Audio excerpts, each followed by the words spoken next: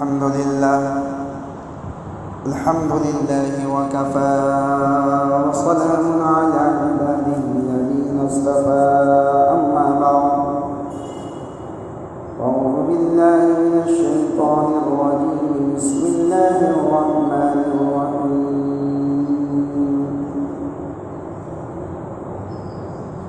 يا أيها الذين آمنوا اتقوا الله حق تقاته ولا تموتن إلا وأنتم مسلمون وقال النبي صلى الله عليه وسلم أعظم النكاح بركة أيسره مؤونة أو كما قال عليه الصلاة والسلام يا رب صل وسلم دائما أبدا على حبيبك خير الخلق كلهم.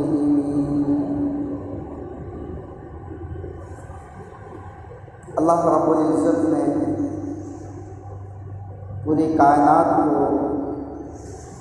کی ساری چیزوں کو یہ انسانوں کی خدمت اور فائدہ پہنچانے کے لیے پیدا فرمایا. دنیا جس سے ہم فائدہ اٹھاتے ہیں اس کو قرآن میں کہا گیا متاع. دنیا کے ساز و سامان یہ انسانوں کے فائدہ حاصل کرنے کی چیز ہے. وخیر متاع الدنیا المرأة الصالحہ. حدیث میں فرمایا گیا کہ ساری دنیا انسانوں کے فائدہ حاصل کرنے کی چیز ہے اور ان چیزوں میں سے خاص طور پر نیک بیوی یہ انسان کے لیے سب سے اچھا فائدہ اٹھانے کی چیز ہے. خیر و متاع دنیا کے فائدہ اٹھانے کی چیزوں میں سب سے بہتر المرأة الصالحہ نیک بیوی ہے. اور سوال یہ ہے کہ نیک بیوی کسے کہیں گے؟ ہمارا اور آپ کا معیار اچھی بیوی کا کیا ہوتا ہے اور شریعت کس کو اچھی بیوی کہتی ہے؟ ہماری دنیا چونکہ رگ و ریشے میں پیوست ہے اس لیے عموماً اس آنے والی بہو اور بیوی کو اچھی سمجھا جاتا ہے کہ جس کے گھر میں آنے کی وجہ سے دنیاوی اعتبار سے عزت بڑھ جائے، شہرت مل جائے، دولت حاصل ہو جائے اور وہ کہیں پہ جاب اور ملازمت کرنے والی ہوتی ہے. حدیث میں جس بیوی کو صالحہ کہا گیا نیک بیوی، اس کی علامت ایک دوسرے حدیث میں فرمایا المرأة الصالحہ نیک بیوی وہ ہوتی ہے اذا نظر الیہا زوجہا کہ جب اس کا شوہر اس کو دیکھے سرت تو وہ بیوی اپنے شوہر کو خوش کرے. ہمیں اس پس منظر میں اپنے گھریلو زندگی کا جائزہ لینا ہے. کیا واقعتاً ہمارے گھر کی بیویاں ایسے ہیں کہ ملازمت کرنے والا جب آفس سے اور کھیت میں کام کرنے والا کھیت سے اور دکاندار دکان سے اور باہر رہنے والا باہر سے جب گھر آتا ہے تو اس کی بیوی کے کریکٹر اور کردار اور اخلاق اور حسن استقبال کی بنیاد پر وہ شوہر باہر کی زندگی کی ساری ٹینشن کو اور غم کو بھلا دیتا ہے؟ کیا ایسا ہوتا ہے؟ اگر واقعتاً ایسا ہوتا ہے کہ بیوی ایسی ہے کہ شوہر کے پیش آنے والے تمام مشکلات میں وہ اس کو خوش کرنے والی ہے، اس کے ٹینشن کو فری کرنے والی ہے، باہر کی ٹینشن کو لے کر جو شوہر اندر آیا تو گیٹ پر آتی ہی انہوں نے اس طرح استقبال کیا اور اس طرح ملاقات کی اور اس انداز سے پیش آئے کہ وہ شوہر باہر کی زندگی کے سارے غموں کو اور ٹینشن کو بھلا دیتا ہے، خوش کر دیتا ہے. تو اگر واقعتاً ایسا ہے تو پھر اللہ اس کے رسول کی نظر میں آپ کی بیوی ہماری بیوی ہو صالحہ اور نیک کہلائے گی. تو ایک علامت نیک بیوی کی یہ ہے اذا نظر الیہا سرت، کہ جب وہ اس کو دیکھے تو پھر وہ اس کو خوش کرے۔ اور دوسری علامت وَإِذَا غَابَ عَنْهَا، کہ جب شوہر اس کو گھر پر چھوڑ کر کہیں باہر جائے، آفس میں جائے، کھیت میں جائے، دکان میں جائے، دلی پنجاب کمانے کے لیے جائے، یا باہر کسی سے ملنے کے لیے جائے، جب باہر جائے حفظت نفسها ومالها، یہ عورت گھر میں اپنے شوہر کی غیر موجودگی میں اپنی عزت و عفت کی بھی حفاظت کرے، اور اپنے گھر کے شوہر کے سارے مال اور اس کے پورے گھر کی حفاظت کرے۔ یہ اچھی بیوی کی علامت ہے۔ کیا ایسا ہے ہمارے غائبانے میں ہماری بیوی ہماری مرضی کے بغیر میکے جاتی ہے یا نہیں جاتی؟ دوستوں سے ملنے جاتی ہے یا نہیں جاتی؟ ہماری مرضی کے بغیر گھر کے جنس اور اناج کو بیچ کر یا گھر کا پیسہ لگا کر کوئی ایسا کام کر بیٹھتی ہے جو ہم نہیں چاہتے، یا ہمارے گھر کے مال کو وہ دوسری جگہ سپلائی کر دیتی ہے، میکے میں سپلائی کر دیتی ہے یا کہیں اور دکھا دیتی ہے۔ اگر وہ عزت اور گھر کے مال و دولت کی مکمل حفاظت کرتی ہے تو پھر کہا جائے گا کہ یہ عورت نیک بیوی ہے، جو شوہر کی موجودگی کے بغیر شوہر کے غائبانے میں اپنی عزت و عفت کی بھی حفاظت کرتی ہے، اور اپنے گھر کے شوہر کے سارے سامان اور مال و دولت کی بھی حفاظت کرتی ہے۔ یہ ہے نیک بیوی کی علامت۔ اس لیے ایک روایت میں نبی کریم صلی اللہ علیہ وسلم نے ارشاد فرمایا، اربع من اوتیہن، کہ جس بندے کو 4 نعمتیں مل جائے فقد اوتی خیر الدنیا والآخرہ، سمجھو اس کو دنیا کی ساری بھلائیاں اور نعمت مل گئی۔ جس انسان کو 4 نعمتیں مل جائے یہ سمجھو کہ اس کو دنیا اور آخرت کی ساری بھلائی مل گئی۔ آقا مدنی صلی اللہ علیہ وسلم ارشاد فرماتے ہیں، نمبر 1 قلبا شاکرا، اللہ کی نعمتوں پر شکر کرنے والا دل، ناشکرا نہیں ہے بندہ، جس حال میں بھی جو نعمتیں ان کو ملی ہیں اس پر وہ اللہ کا شکر ادا کرتا ہے۔ اور یاد رکھیں کہ شکر کی توفیق جب ہوگی جب انسان دنیاوی نعمتوں کو دیکھ کر اپنے سے اوپر والے کو نہیں بلکہ نیچے والے کو دیکھے۔ اگر ہم کروڑ پتی ہیں تو اگر ہم نے اپنے سے نیچے والے کو دیکھا تو پھر اللہ کا شکر ادا ہوگا کہ اللہ نے تو اس سے ہمیں زیادہ دیا، تب شکر کی توفیق ہوگی۔ اگر اللہ نے ہماری دونوں آنکھوں کو صحیح رکھا، ہاتھ پیر صحیح رکھے، زبان صحیح رکھا، دماغ صحیح رکھا، تو کچھ ایسے لوگ بھی نظر آتے ہیں جس کے پیر کٹے ہوئے ہیں، ان کو دیکھ کر ہمیں شکر ادا ہو کہ اللہ نے ہمیں پیر عطا کیا۔ اس جسم پر آپ کو ایسے لوگ مل جاتے ہیں جو مفلوج ہوتے ہیں، ہاتھوں سے معذور ہوتے ہیں، نابینا ہوتے ہیں، پیروں سے معذور ہوتے ہیں، ہاتھوں سے اپاہج ہوتے ہیں، دماغ سے جو ہے معذور ہوتے ہیں۔ ایسے لوگوں کو دیکھ کر شکر کی توفیق ہوگی کہ اللہ نے تو ہمیں یہ ساری نعمتیں دی رکھی۔ اسی طرح دنیا کے سارے معاملات میں اگر اپنے سے نیچے والے کو دیکھا جائے تو پھر شکر کی توفیق ہوگی۔ فرمائے خوش نصیبی کی علامت ہے، 4 نعمتیں جس کو مل جائے وہ خوش نصیب ہے، دنیا اور آخرت کی بھلائی مل گئی۔ نمبر 1 شکر کرنے والا بھی، نمبر 2 لسان ذاکرہ، ذکر کرنے والی زبان، اللہ کو یاد کرنے والی زبان، زبان پہ کچھ جاری رہے، خاموش نہ رہے یہ زبان۔ دنیا والوں کی زبانوں میں کسی کی زبان پر گانا جاری ہوتا ہے، کسی کی زبان پر جو ہے ٹک ٹاک جاری ہوتا ہے، کسی کی زبان پر اشعار جاری ہوتے ہیں، کسی کی زبان پر دنیا کی غیبتیں جاری ہوتی ہیں، کسی کی زبان پر جھوٹ جاری ہوتا ہے، کسی کی زبان پر بدگمانی اور بدزبانی جاری ہوتی ہے، کسی کی زبان پر گالی نکلتی ہے۔ یہ وہ لوگ ہیں جن کے لیے خطرہ ہے۔ فرمایا خوش نصیب ہے وہ کہ خالی وقت میں ان کی زبان سے اللہ کا ذکر جاری ہو، چاہے معمولی درجے کا ذکر وہ سمجھتا ہو، کچھ نہ صحیح سبحان اللہ ہی کہہ دے، کچھ نہ صحیح اللہ ہی کہہ دے، لفظ اللہ بھی ذکر ہے، کچھ نہ صحیح صلی اللہ علیہ وسلم کہہ دے، یہ بھی درود ہے، کچھ نہ کہی اللہ اکبر کہہ دے یہ بھی درود ہے، کچھ نہ صحیح لا الہ الا اللہ کہہ دے یہ بھی ذکر ہے۔ ہم معمولی نہ کہاں سمجھیں ایک مرتبہ زبان سے سبحان اللہ کہنے کو۔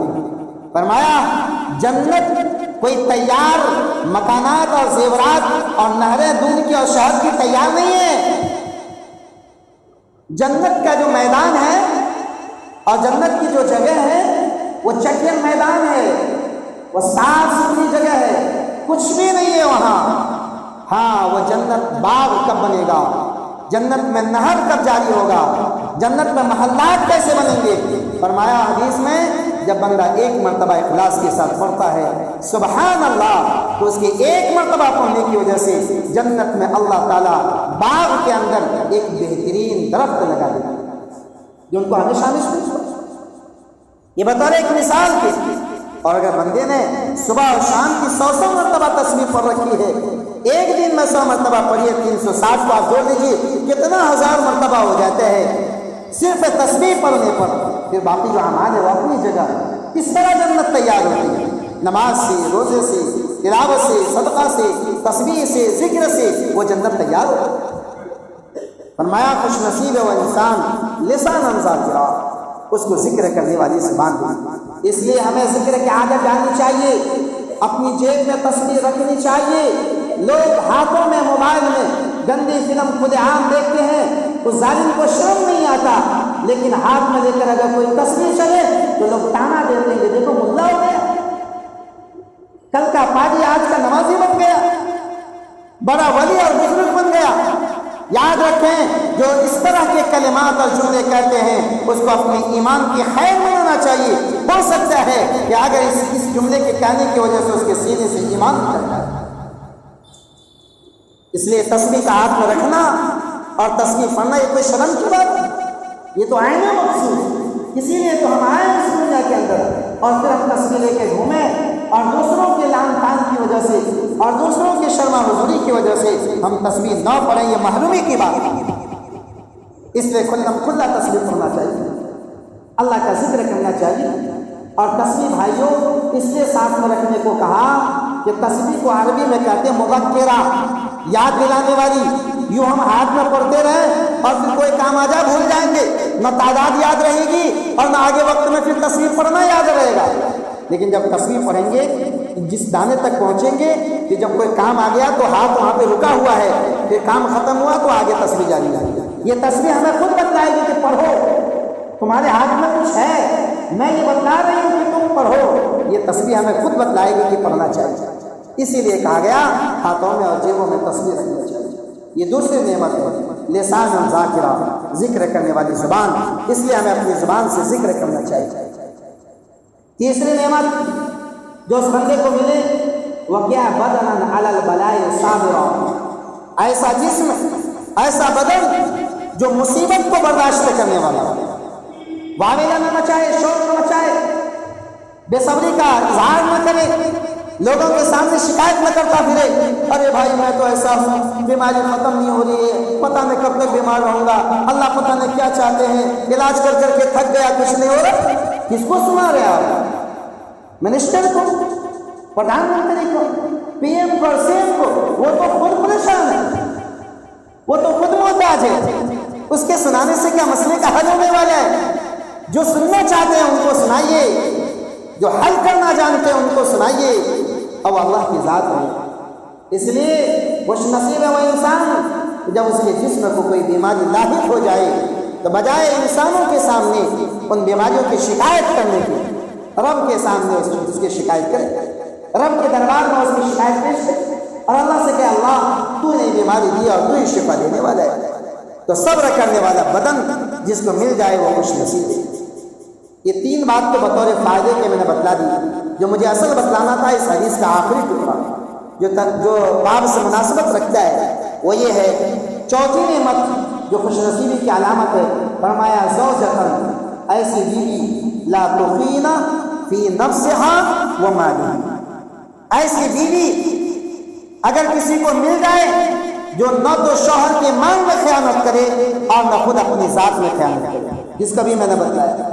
اپنی ذات میں خیانت کرنے کا مطلب یہ ہے کہ شوہر کی غیر موجودگی میں وہ اپنی عزت کا سودا نہ کرے، اپنے ناموس کا سودا نہ کرے، غیروں کو اپنے اوپر قدرت نہ دے، غیروں سے ملاقات نہ کرے، غیروں کے آنے کی اجازت نہ دے، غیروں کی بد نظر ان پر پڑے اس کی وہ گنجائش نہ کرے، غیروں سے رابطہ نہ کرے، اپنی عزت کا سودا نہ کرے۔ وہ عزت جو خالص شوہر کے لیے ہے، وہ عزت جو خالص شوہر کے لیے ہے، اس قیمتی عزت کا دوسروں کے سامنے اس عزت و عفت کا سودا نہ کرے۔ یہ ہے مال میں، یہ جان میں خیانت نہ کرنا، اس کے اپنی ذات میں خیانت نہ کرنا، اور مال میں خیانت نہ کرنا یہ ہے کہ شوہر کی غیر موجودگی میں شوہر کی کسی بھی چیز کو، چاہے وہ پیسے کے اعتبار سے ہو یا گھر کے سامان کے اعتبار سے ہو، شوہر کی اجازت کے بغیر کسی کو نہ، چاہے وہ اس کا بھائی کیوں نہ ہو، چاہے اس کی ماں کیوں نہ ہو، چاہے اس کا باپ کیوں نہ ہو، چاہے اس کے سسرال والے کیوں نہ ہو، میکے والے کیوں نہ ہو، کوئی بھی مانگے اس کے شوہر کا سامان اپنے شوہر کی اجازت کے بغیر گھر کے ایک سوئی کو بھی جو ہے دوسرے کو نہ دے، اس کے اندر کوئی خیال نہیں۔ تو ایسی بیوی کا مل جانا یہ خوش نصیبی کی علامت ہے۔ میں یہ کہنا چاہ رہا تھا، یہی باب ہے چونکہ کئی ہفتے سے نکاح کے متعلق بات ہو رہی تھی۔ پچھلے ہفتے میں یہ بات آئی کہ نکاح کا انتخاب کرتے وقت میں ہمارے سامنے پیش نظر کیا ہونا چاہیے، کیسے لڑکی کا انتخاب کرنا چاہیے اور کیسے لڑکے کا انتخاب کرنا چاہیے۔ تو بات یہ آئی کہ نیک لڑکی کا انتخاب ہو تاکہ نکاح کے جو برکات اور ثمرات ہیں اور اس کے جو فوائد ہیں اور اس کے جو نتائج ہیں، پرسکون زندگی کا گزرنا اور نیک نسل کا تیار ہونا، یہ ہمیں حاصل ہو سکتا۔ لیکن سوال یہ ہے کہ بھائیو، نکاح کے یہ برکات اور نکاح کے یہ سارے ثمرات اور خوبیاں اس وقت حاصل ہوں گی جب ہم نکاح کو شریعت کے مطابق کریں گے، جب نکاح میں برکت ہوگی تبھی یہ برکات حاصل ہوگی۔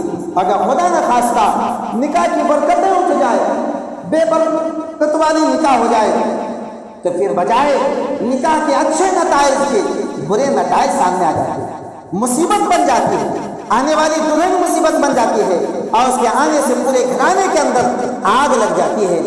اب ہمیں یہ معیار سمجھنا ہے کہ آخر نکاح کے اندر برکت کیسے پیدا ہوگی اور آنے والی بہو کے ذریعے خیر کیسے پھیلے گا، نسل بہترین تیار کیسے ہوگی اور اس کے آنے سے پورا گھر یہ جنت کا ٹکڑا کیسے بنے گا۔ آخر اس کے لیے ہمیں کون سا کام کرنا پڑے گا؟ اس کے لیے شعب الایمان کی روایت ہے، ام المؤمنین حضرت عائشہ رضی اللہ تعالی عنہ سے روایت ہے کہ نبی کریم صلی اللہ علیہ وسلم نے ارشاد فرمایا، اعظم النکاح برکۃ ایسرہ مؤنۃ۔ لوگوں، اگر نکاح کو برکت والا بنانا چاہتے ہو، نکاح کے ثمرات اور اثرات کو بہتر بنانا چاہتے ہو، میں نبی تمہیں ایک فارمولہ بتلاتا ہوں، نکاح کرتے وقت اس کو اختیار کر لینا، آنے والی بہو یہ خیر لے کر آئے، اور وہ یہ ہے کہ نکاح کرتے وقت میں کم خرچ کرو۔ وہ نکاح برکت والا ہوتا ہے، خیر والا ہوتا ہے جس نکاح میں کم خرچ ہو جائے، اور اگر خدا نے خواستہ نکاح میں فضولیات ہو گیا، زیادہ خرچ ہو گئے، شیطان کے نقش قدم پر چل لیا گیا، تو پھر وہ نکاح خیر و برکت والا نہیں ہو سکتا، پھر اس کے اثرات صحیح نہیں ہو سکتے۔ آخر اس کی وجہ کیا ہے کہ زیادہ خرچ کرنے کی وجہ سے ہم جو ہے مصیبت میں پڑ جائیں اور نکاح کے اچھے نتائج نہ ہوں۔ اس کی وجہ یہ ہے کہ بھائیوں، عموماً لوگ جو زیادہ نکاح کے موقع پر اور شادی کے موقع پر خرچے کرتے ہیں، یہ خرچ کرنا ضرورت کی بنیاد پر نہیں ہوتا ہے۔ شریعت نے ہمیں اپنے پیسے کو ضرورت میں خرچ کرنے کی اجازت دی ہے۔ یاد رکھیے گا، یہ مال اللہ کی امانت ہے، اللہ کے آرڈر سے ہمیں خرچ کرنا ہے۔ اللہ کا حکم یہ ہے، میرے اس دیے ہوئے مال کو میرے مرضی کے مطابق ضروریات میں خرچ کرو، مباحات میں خرچ کرو، جن چیزوں کی تمہیں ضرورت ہے اس میں خرچ کرو۔ عموماً نکاح اور شادی کے موقع پر جو پیسے خرچ ہوتے ہیں، یہ فخر و مباحات میں ہوتا ہے، یہ ریاض دکھاوا میں ہوتا ہے، یہ اپنے آپ کو بڑا بتانے کے لیے ہوتا ہے، تاکہ معاشرے میں، سماج میں ہماری ناک نہ کٹ جائے، ہم اونچے سمجھے جائیں۔ اس لیے انسان اپنی حیثیت سے اونچا اٹھ کر، اپنی حیثیت سے زیادہ لے کر قرض لینا پڑے، لیکن اپنی حیثیت سے زیادہ شادی کے موقع پر اور نکاح کے موقع پر وہ خرچ کرے۔ حالانکہ وہ سوچتے ہیں کہ برادری میں میری ناک نہ کٹ جائے، اس لیے زیادہ خرچ کرتے ہیں، لیکن حاصل کچھ نہیں ہوتا۔ نتیجہ یہ ہوتا ہے کہ ناک بھی کٹ جاتی ہے، وہ معاشرہ، وہ سماج، وہ برادری جس کے اندر اپنی ناک کو بچانے کے لیے وہ اتنا خرچ کیا، وہ تو پوری برادری اس فکر میں ہے کہ اس کی شادی میں کون سی کمی ملے کہ میں اس کو اچھالوں، کون سا عیب ملے کہ میں اس کا شور اور ڈنڈا بجاؤں، لوگوں کے سامنے اس کا چرچا کروں۔ حقیقت یہی ہے بھائی، اس سے زیادہ خرچ کرنے کے باوجود جس ناک کو بچانے کے لیے زیادہ خرچ کیا وہ ناک بھی کٹ جاتی ہے اور زندگی بھر کے کمائے ہوئے یہ سارے پیسے بھی لٹ جاتے ہیں۔ اسی کو مولانا اشرف علی تھانوی نے کہا، مایا بھی کھوئی اور مال بھی لٹا، فائدہ کیا ہوا؟ عزت بھی کھوئی، مال بھی لٹا، فائدہ کیا ہوا؟ اور پھر فخر و ریا کے لیے، دکھاوے کے لیے، نمائش کے لیے، اپنے کو بڑا جتانے کے لیے مال خرچ کرنا، یہ تو ایک مستقل گناہ ہے، یہ تو حرام، یہ تو ناجائز۔ قرآن کریم میں اللہ تعالیٰ نے ارشاد فرمایا، ان المبذرین کانوا اخوان الشیاطین، ضرورت سے زائد خرچ کرنے والے، ریا اور دکھاوے کے لیے خرچ کرنے والے، فضولیات میں خرچ کرنے والے، یہ شیطان کے بھائی ہوتے ہیں۔ یہ انسان کا طریقہ نہیں ہے، یہ مسلمانوں کا طریقہ نہیں ہے، شیطان کا طریقہ ہے۔ اور ایک روایت میں نبی کریم صلی اللہ علیہ وسلم ابن ماجہ کی روایت ہے، صاف لفظ میں فرمایا، لوگوں کلو کھاؤ، واشربو پیو، جتنی مرضی پیو، جتنا چاہو کھاؤ، والبسو پہنو، جتنا عمدہ سے عمدہ پہن سکتے ہو، وتصدقوا، اللہ کے راستے میں خرچ کرو، لیکن ایک چیز کا خیال رکھنا، ما لم يخالطه مخیلۃ وریا، مگر یہ کہ اس کھانے پینے اور اوڑھنے اور بچھانے میں ریا اور دکھاوا ہو، نمائش نہ ہو، دوسروں کو دکھانا نہ ہو۔ اور حالات یہ ہیں کہ شادی اور بیاہ کے موقع پر یہ سارے اخراجات جو ضروریات سے زیادہ ہوتے ہیں یہ دکھاوے کے لیے ہوتے ہیں۔ ہمارا شامیانہ سماج کے بہتر سارے شامیانوں سے بہتر تھا، ہمارے کھانے کی ڈشیں دوسرے لوگوں مالدار سے زیادہ بہتر ڈشیں تھیں، ہمارے یہاں کے آنے والی باراتیں یہ تو بہت اچھے بارات تھی، زیادہ تعداد میں تھے، ہمارے یہاں کا مہر یہ تو سب سے زیادہ تھا، یہ سب سے زیادہ تھا، سب سے اچھا تھا، سب سے بہتر تھا۔ اس ناک کے بچانے کے چکر میں پوری زندگی کے کمائی کو لے جاتے۔ اور اللہ تعالیٰ کا ایک اعلان سنیے، طبرانی کبیر کی روایت ہے، اگر یہ حدیث واقعتاً ہمیں سمجھ میں آ جائے تو پھر ہم ایسے موقع پر اپنی زندگی کی اس محنت کی کمائی کو بھی بچا لیں اور اپنی عزت کو بھی بچا لیں۔ اللہ کے نبی صلی اللہ علیہ وسلم نے ارشاد فرمایا، من اسخط اللہ فی رضا الناس، جو شخص لوگوں کو خوش کرنے کے لیے اللہ کو ناراض کرے گا، اللہ کو ناراض کر کے لوگوں کو خوش کر، شادی کے موقع پر اب کیوں کر رہے ہیں؟ امی نہیں مان رہی، کیوں کر رہے ہیں؟ باپ نہیں مان رہا، کیوں کر رہے ہیں؟ دادا نہیں مان رہا، کیوں کر رہے ہیں؟ پھوپھا نہیں مان رہا، یہ کام کیوں کر رہے ہیں؟ ماموں نہیں مان رہا۔ اگر یہ نہیں کریں گے ماموں شریک نہیں ہوگا، یہ نہیں کریں گے تایا شریک نہیں ہوگی، یہ نہیں کریں گے دادا شریک نہیں ہوگا، یہ نہیں کریں گے چاچا میں شریک ہوگا۔ من اسخط اللہ، اگر آپ نے ان ماموں اور چاچا اور خالہ اور پھوپھا اور بھائی اور بہن ان کو خوش کرنے کے لیے اللہ کو ناراض کیا ہے، اللہ کا اعلان یہ ہے، سخط اللہ علیہ۔ نمبر ایک، اللہ تو خود اس سے ناراض ہوگا، وَأَسْخَطَ مَنْ أَرْضَاهُ فِي سَخَطِ اللَّهِ، اور جس کو انہوں نے خوش کیا ہے اللہ کو ناراض کر کے، اللہ اس کو بھی ناخوش کر دے گا۔ اللہ کو ناراض کر کے جس ماموں کو، جس برادری کو خوش کرنے کے لیے اتنے سارے خرچے کیے ہیں، وہ اس سب کے اندر بغض اور اناد اور دشمنی ڈال دے گا۔ اور یہ تجربہ ہے بھائی، یہ تجربہ ہے، چاہے کتنا بہتر گوشت کر لے، کتنا عالیشان شمیانہ لگا لے، کتنی بہترین بارات بلا لیں، جب یہ باراتی چاہیں گے، یہ کھانے والے چاہیں گے، چاہے آپ کا سالن خوبیاں کتنی زیادہ ہو، بہترین ہو، کوئی یہ کہے گا نمک کم تھا، کوئی یہ کہے گا مرچ زیادہ تھا، کوئی یہ کہے گا پانی کا انتظام نہیں تھا، کوئی یہ کہے گا سلاد نہیں تھا، کوئی یہ کہے گا پنکھے کا نظام نہیں تھا، کوئی یہ کہتا میں بیٹھا رہ گیا، کوئی پوچھنے والا نہیں ہوا۔ سارے لوگوں کی زبان پر یہ شکایت، یہ بدگمانیاں اور یہ چرچے ہوں گے، کیا فائدہ ہوا اتنا لٹانے کا؟ اور یاد رکھو، ان لوگوں کی زبانوں سے یہ برائیوں کا چرچا، یہ شکایت کا چرچا یہ خود نہیں کرتا، رب کعبہ کی قسم، خلاف شریعت آپ نے نکاح کیا ہے، ان کی زبان سے اللہ بلواتا ہے، اور یہ بلوائے گا، اور زیادہ خرچے کیجیے اور بلوائے گا۔ میں نے صاف لفظوں میں حدیث سنایا، من اسخط اللہ فی رضا الناس، اس حدیث کا منکر کافر ہے، اس حدیث کا منکر کافر ہوتا ہے، اور حدیث کو اہمیت نہ دینے والا فاسق ہوتا ہے، گنہگار ہوتا ہے۔ حدیث کو سمجھیں. فرمایا جو ان رشتے داروں کو خوش کرنے کے لیے اللہ کو ناراض کرتا ہے، نمبر 1 اللہ ناراض ہوتے ہیں، وہ شادی میں برکت نہیں ہو سکتی، آنے والی بہو سے خیر نہیں پھیل سکتا ہے، اور نمبر 2 جن لوگوں کو خوش کیا ہے اللہ اس کو ناراض کرتا ہے.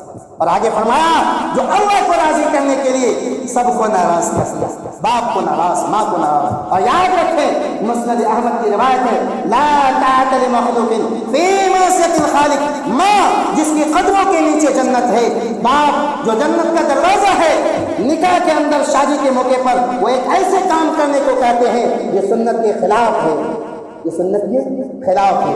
ماں جنت کا دروازہ یہ کہنے کے فرمائش کرتا ہے، اللہ فرمائش کرتی ہے. اللہ کے نبی فرماتے ہیں نہیں، اس کی اطاعت کرنا آج تمہارے لیے جہنم کو موت دینا ہے. اطاعت و فرما برداری صرف جائز کام ہے، ماں باپ کی بات ماننا صرف جائز کام ہے، خلاف سنت کام میں کسی بھی رشتے دار کی بات ماننا جائز نہیں ہے، گناہ ہے. آج آپ نے اگر ماں کی اور باپ کی بات مان کر خلاف سنت کام کیا ہے، یاد رکھیے گا یہ کوئی نیکی نہیں، یہ زبردست گناہ کیا ہے اور اس پر زبردست پکڑ لیا. فرمایا اللہ کے نبی صلی اللہ علیہ وسلم نے جو شخص رشتے داروں کو چاہے ناراض ہو جائے، بھلے سے ناراض ہو جائے، لیکن شریعت و سنت کو سامنے رکھ کر اللہ کو راضی کرنے کے لیے نکاح کیا ہے، نتیجہ کیا ہوگا؟ رضی اللہ عنہ. نمبر 1 اللہ اس سے راضی ہو جائے گا، نکاح کے برکات ہو جائیں گے، خیر و برکت آئے گی نکاح میں سنت کے مطابق اگر ہو گیا. نمبر 2 وَأَرْضَ مَنْ أَسْقَطَهُ فِي رِضَا اللَّهِ، جن لوگوں کو انہوں نے ناراض کیا ہے اور چاہے وہ نکاح میں شریک نہ ہوئے، شادی میں شریک نہیں ہوئے، اللہ کہتے ہیں جن لوگوں کو تم نے میں نے راضی کرنے کی وجہ سے ناراض کیا ہے، میں اللہ وعدہ کرتا ہوں چند دنوں میں ان کو تمہارے لیے راضی کر دوں گا. چنانچہ واقعہ 1 مہینہ نہیں گزرتا وہ ناراض معمول راضی ہو جاتا ہے، آنا جانا ہو جاتا ہے، جو بھی ناراض ہو سب راضی ہو جاتے ہیں. جب ایسی بات ہے بھائیوں تو ہمارا مال بھی بچ رہا ہے، ہماری عزت بھی بچ رہی ہے، برکت بھی حاصل ہو رہی ہے، یہ سارے نتائج ہو رہے ہیں، تو کیوں نہیں ہم شریعت کے مطابق نکاح کریں؟